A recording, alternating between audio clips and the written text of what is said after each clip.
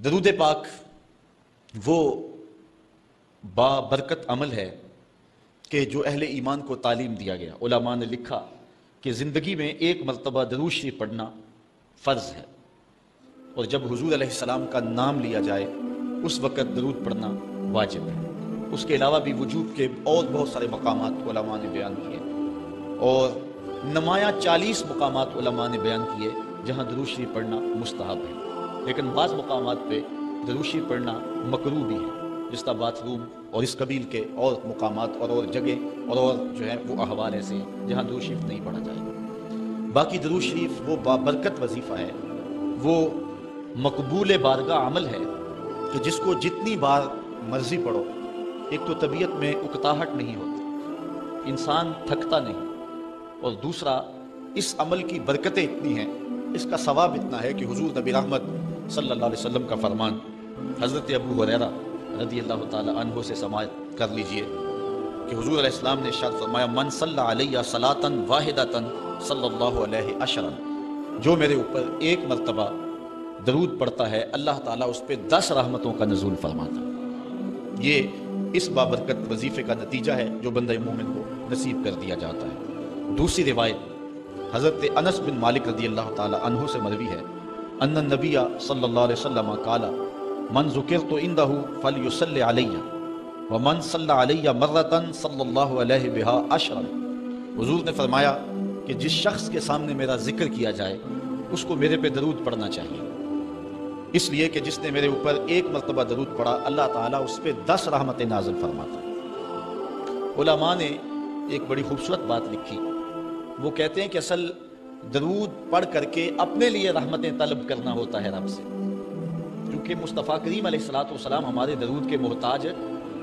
بندہ کہ میں درود پڑھ رہا ہوں، جب ہم نہیں تھے اس وقت بھی مصطفیٰ پہ درود پڑھا جا رہا تھا، جب کائنات کو خلق وجود بھی نہیں دیا گیا تھا مصطفیٰ پہ درود اس وقت بھی پڑھا جا رہا تھا۔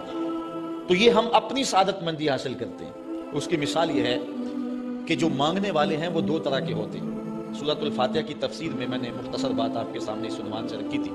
ایک وہ ہے کہ جو ڈائریکٹ دروازے کو دستک دے کے صاحب خانہ سے مانگتے، صاحب خانہ اپنی توفیق کے مطابق اس کو دے نہ دے اس کی مرضی۔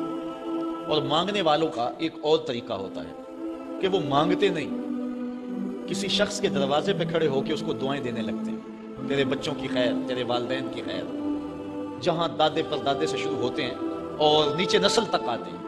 تو وہ جب دعائیں مانگ رہے ہوتے ہیں تیرے خاندان کی، تیری جد کی خیر، تو گھر والا سمجھتا ہے جو ہمیں دعائیں دے رہا ہے اصل خود خالی جھولی لے کر آیا ہے، یہ کچھ مانگنا چاہتا ہے۔ تو کوئی شخص اللہ کی بارگاہ سے مانگنا چاہے، اللہ تو اولاد سے پاک ہے، تو اس کے محبوب کی خیر مانگو، اللہ تعالیٰ ایک بار خیر مانگو کہ 10 رحمتیں جھولی میں ڈال دیں۔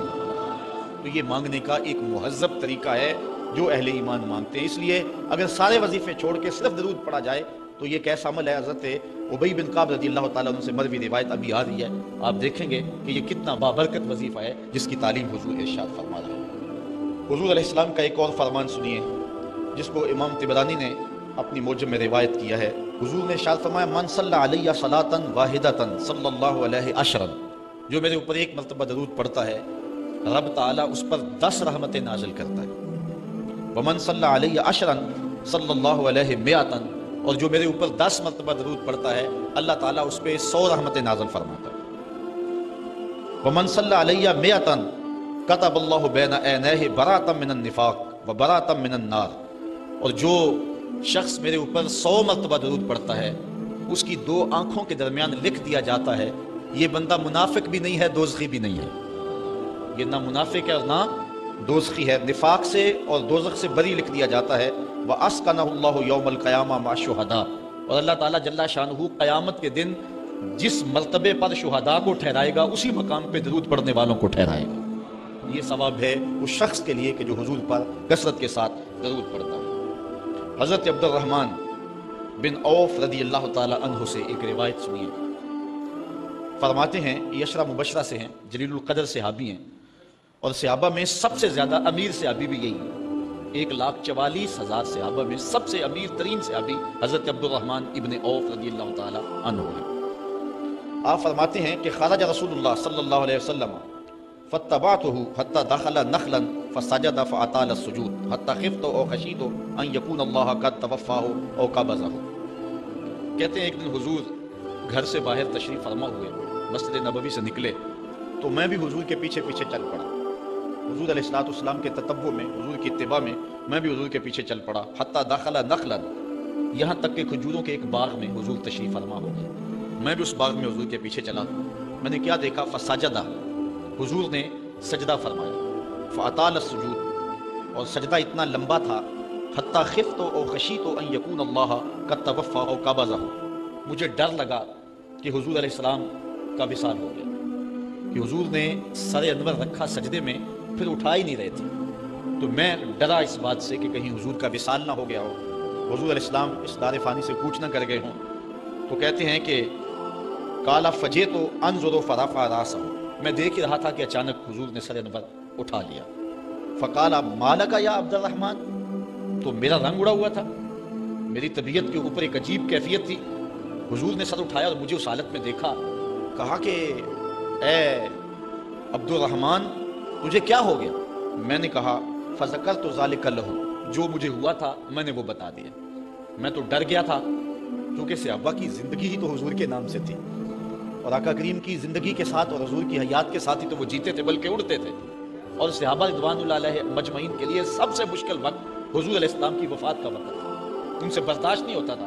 آپ نے پڑھا ہوگا سیر میں، علماء سے سنا ہوگا، حضرت عمر نے تلوار نکال لی تھی حضور کے وصال پر، کوئی کہے تو صحیح حضور کا وصال ہو گیا، میں گردن کاٹ دوں گا، روتے تھے، عجیب کیفیت تھی۔ حضرت ابوبکر صدیق نے ہاتھ آگے کیا، لیکن حضرت عمر جو ہیں وہ ان کی بات بھی سننے کے لیے تیار نہیں تھے۔ حضرت بلال چیخیں مارتے تھے، عجیب حالت تھی۔ حضرت سیدہ فاطمہ کہتی تھی سبت علیہ مصائب لو انہا سبت علی الایام سرنا لیالیا، لوگوں میرے اوپر جو مصیبتیں ٹوٹ پڑی ہیں، اگر وہ چٹے دنوں میں پڑتی تو وہ بھی کالی راتیں بن جاتی، اتنی مصیبتیں آ گئی۔ حضور علیہ السلام کے وصال پر یہ صحابہ کی کیفیت۔ حضرت زید بن عبداللہ اپنے باغ کو پانی دے رہے تھے، حضرت امام زرقانی نے لکھا ہے ان کے بیٹے نے جا کے کہا کہ ابا جی کو بات سنی ہے؟ انہوں نے کہا بتاؤ بیٹے کیا ہوا ہے؟